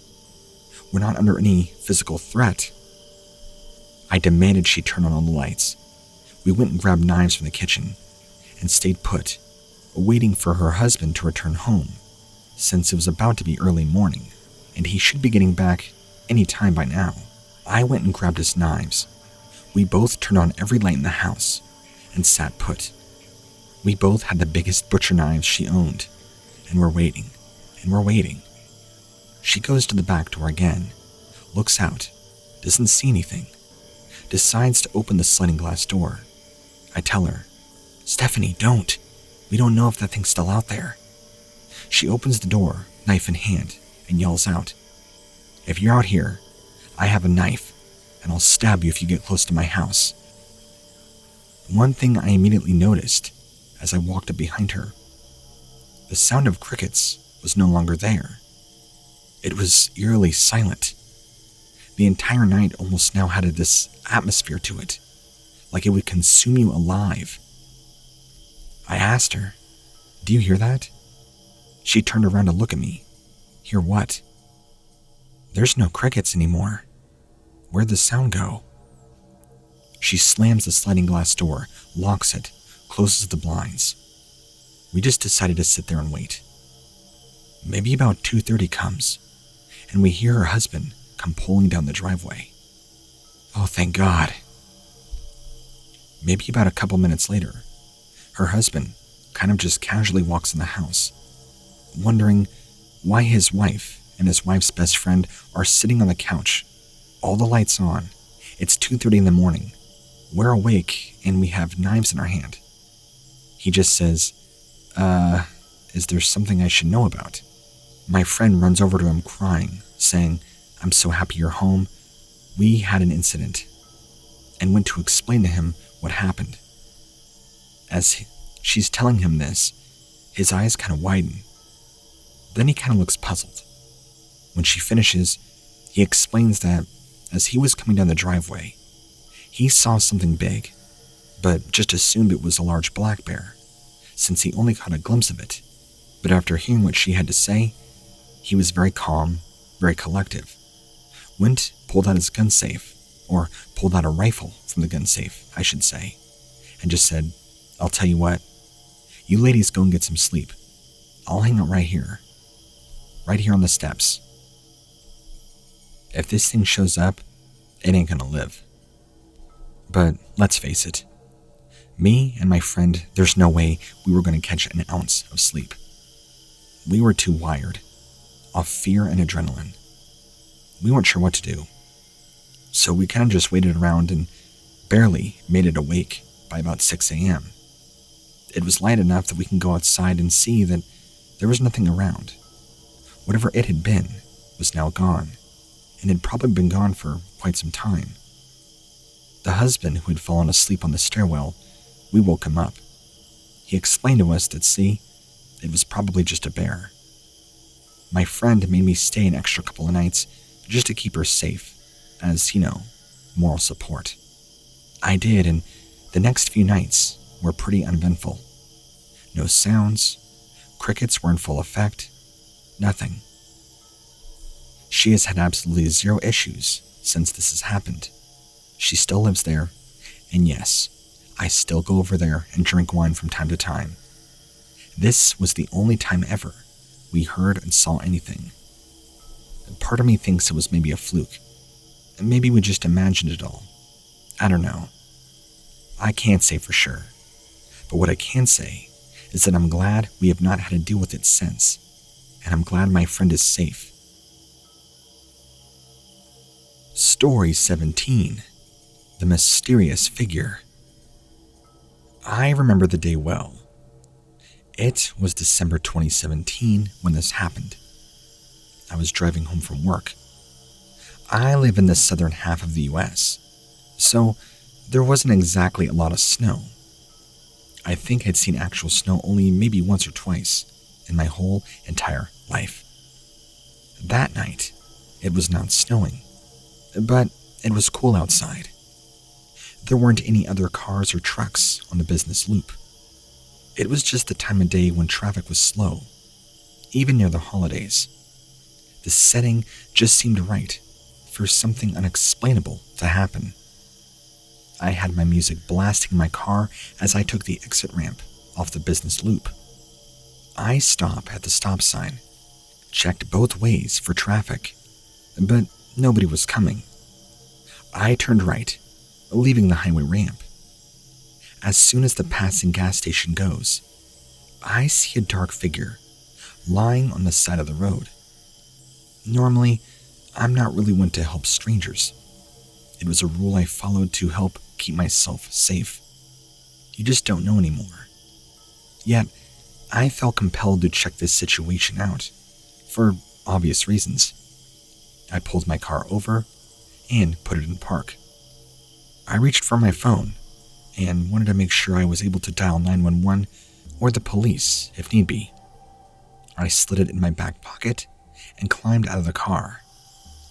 There wasn't much light, but the moon was hiding behind a bunch of clouds with only a small silver lining shining down. The gas station was a ways behind me, just far enough that the light illuminating the pumps wasn't helping me see at all. I stumbled, almost fell into the brush as I made my way to a large, unresponsive human lying on the side of the road. As I reached out to shake the man's shoulder, he suddenly jerked awake. I watched in horror as he quickly spun around, pushed himself to his full height. I was tall for a girl, but my dad was tall. But this thing, he went almost like twice my size. And as the clouds moved from blocking the moon, I gasped as the full light poured over this being's body. I say being because this wasn't a human like I initially thought. I screamed, and I screamed. The figure that I thought was a defenseless man was instead some sort of hairy beast. He had the upper body of a man, but his skin was smooth, legs like a dog, and kind of a large torso, with a dog for a head. In fact, it looked a lot like a wild animal, with yellow eyes. Its ears perked up, sharp, like a Doberman's. When it opened its mouth, its teeth were longer than any dog breed I'd ever seen. The fur along with its face were kind of a dark burnt color. It was not natural. It seemed to be some sort of wolf creature. Its arms were incredibly large. It was real. This was not somebody in some costume on stilts. I could see the moisture on its nose. It glistened. The whole creature stole a step toward me. I was in like a trance state. I could feel my muscles tensing up. I was a little surprised to see this thing, wild animal, walking on two legs like a human would. But the hind legs were shaped like a dog's, with hocks and all. I didn't know what to do. I had completely forgotten how to speak or act. I wanted to back away, but it's like my body forgot how to move, how to react. My cell phone began to vibrate. The sound seemed to make the beast curious, and kind of looked down at me, almost with a very inquisitive expression. Then the next thing I know, it bolts off, and I lost total sight of him. Yet, I could still hear its noises not far away. It was extremely creepy, like hearing a man screaming like he was being tortured. Yet behind the scream was this visceral, animalistic sound. It was almost as if both were sounding at the same time, like split vocals. I'm not sure if there were more like him, but I was just glad to still be alive. I ran in my car as fast as my legs would carry me, tripping and falling like an idiot, breaking my fall with my palms. Bits of earth and dry grass pressed firmly to my skin as I attempted to push myself back up onto my feet. I fumbled with my keys to press the unlock button, climbing to the backside inside my car, quietly locking it. Then, I raced home. I told my boyfriend about what had happened. He was the one who tried to call me earlier, wondering where I was. And maybe he had unintentionally saved my life, because I can't say, had my phone not gone off and vibrated, who knows what would have happened. But of course, he didn't believe my story. I mean, who would? It wasn't common for one to encounter some sort of half man, half dog, after all. I just hope that by sharing this encounter, you might think twice about stopping to help others on a dark, cloudy night. Besides, you never know who might be there waiting for you, deep in the shadows. Story 18. The Anomaly. I have been living in the foothills of the Sierras for the last year and a half. I have heard strange sounds at night that I cannot identify, and have also seen strange lights. I've seen something running parallel with my car on a dirt road at night. I've heard of other strange, bizarre encounters happening out here, from aliens, cattle mutilations, strange dark figures chasing vehicles away. Certain locals reporting they're afraid to even go out after dark. I even experienced a couple of strange things myself, and I'm not sure what it is. Maybe some sort of interdimensional creatures. I know that sounds crazy, but hear me out. My son and I were coming home from a late night visit to my mother in the foothills. He was driving my car, a new Camaro. He was driving on a 2-lane road. This road had lots of twists and turns. I was in the passenger side. He was trying to speed up to pass a car that was driving in front of us. The car, for whatever reason, was going incredibly slow, so he tried to pass. The car in front of us, out of nowhere, disappeared when it turned off the road. We thought maybe it just turned down a side road, but a few seconds later, we see the same car coming toward us in the opposite lane. We realized it was the same car. How is that possible? It just turned a corner and was gone. We're trying to figure out what just happened when we hear this sound. It was a sound like I had never heard before. It was this loud, guttural, deep, bellowing scream right past where we had just driven. We both heard it. I'd asked my son, "Am I crazy, or did you hear that too?" We both looked at each other and nodded our heads. We both look up towards the road, and we see this creature running right beside the road. Not through the road, not over the road. Next to the road, running parallel to it. It appeared to be about 5 or 6 feet tall, really long arms, and running very fast. It was not a bear, it was not a dog. It looked more like a man, like a big hairy ape, dog kind of like man. The body was very much like a gorilla, but the face was like some sort of vixen or a dog with a very pronounced snout. It was terrifying to look at. My son nearly crashed the car trying to drive away from this thing, because right as it caught right up alongside our car, it gets right up to the driver's side and looks at both of us in the eyes. And I'll tell you what, I've never had a feeling like that in the pit of my stomach, of pure terror, even though this being never tried to do anything to our car. But the look it gave us was just like it wanted to do harm, like it wanted to do something bad to us. All I remember is my son flooring it, and we flew past there. I didn't see where this creature went, where it came from, or where it went. I'm also not sure how to explain that anomaly with a car disappearing and reappearing in the oncoming lane. I've heard of time anomalies happening around here, but I can't be certain that's what we experienced. I feel like it definitely falls under what you people refer to as a glitch in the Matrix. It was something out of this world. Something happened. I've also been on this road before and seen lights in the sky. Lights I can't identify. I guess I shouldn't be surprised we saw something on that road this night. You never know what's out there. Stay safe, be vigilant, and be aware of your surroundings, especially at nighttime. Story 19.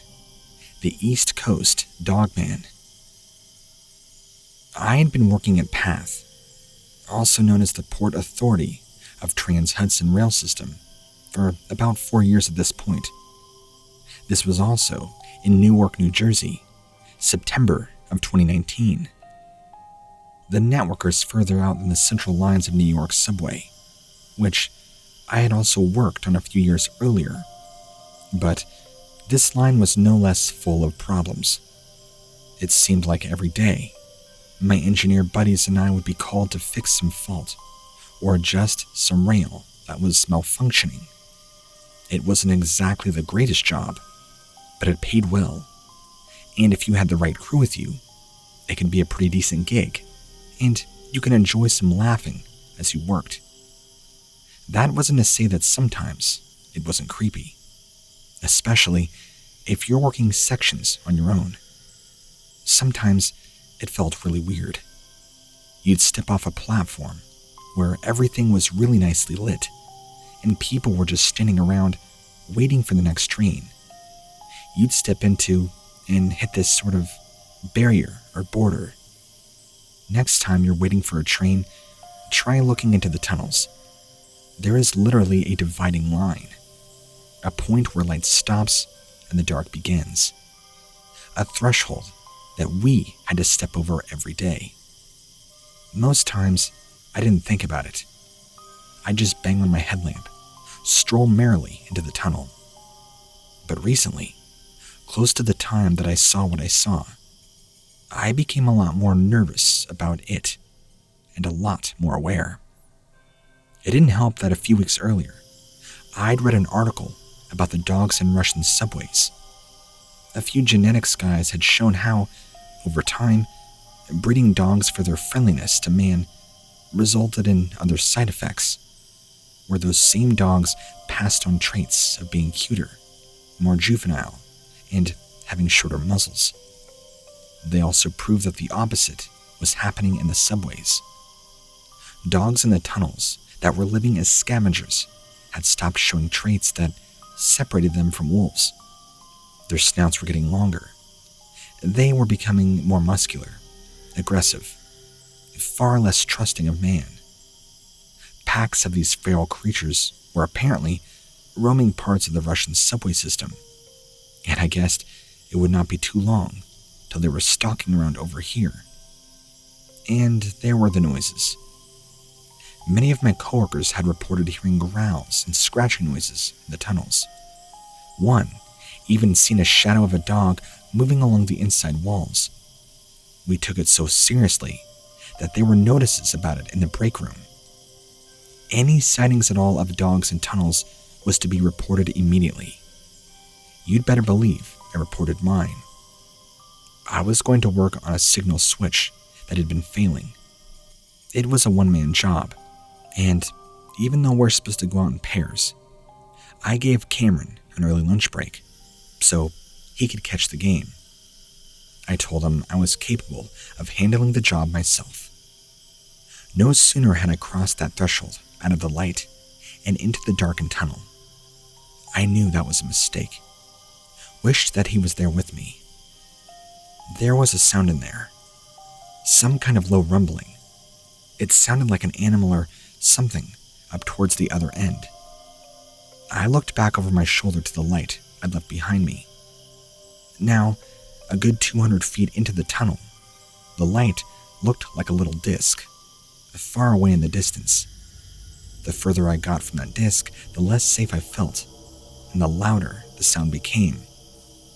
It's difficult in these echoey tunnels to judge exactly where sound is coming from. But after a few more steps, when the noise, definitely a growl, seemed to get louder, I decided that the signal outage could wait. I turned and began heading back toward the light, toward the disc that marked the opening of the tunnel, and for me, safety. When I heard the growling, clear and unaltered by the echo, directly to my left. Slowly, I turned toward the sound and saw what had made it. in the time since I've had numerous people tell me it was just a dog. That, seeing it by the light of my headlamp, only for a few seconds before I panicked and ran. I had only seen a flash, and my mind, terrified, had filled in the blanks. I know what I saw. It was not a dog. If anything, it looked like some kind of cross between a dog and a man. From my lamp, I just caught a glimpse of its snout, and the teeth hanging under these horrible red eyes. The points of the pupils tiny, almost disappearing because of the brightness of the light. It's hard to explain, but even though it was an animal, or looked like an animal, the way the skin, the fleshy parts around the eyes that weren't covered in hair, folded and wrinkled in on themselves, was kind of like a human face.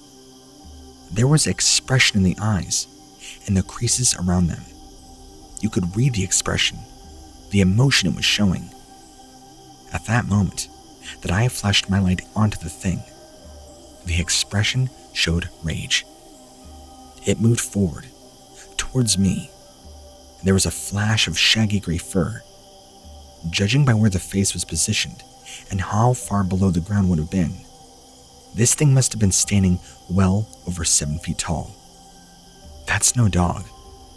I screamed, huddled toward the other end of the tunnel, never looking back once, and praying that whatever it was had not chased me. In my report to the company, I did not write about a dog sighting.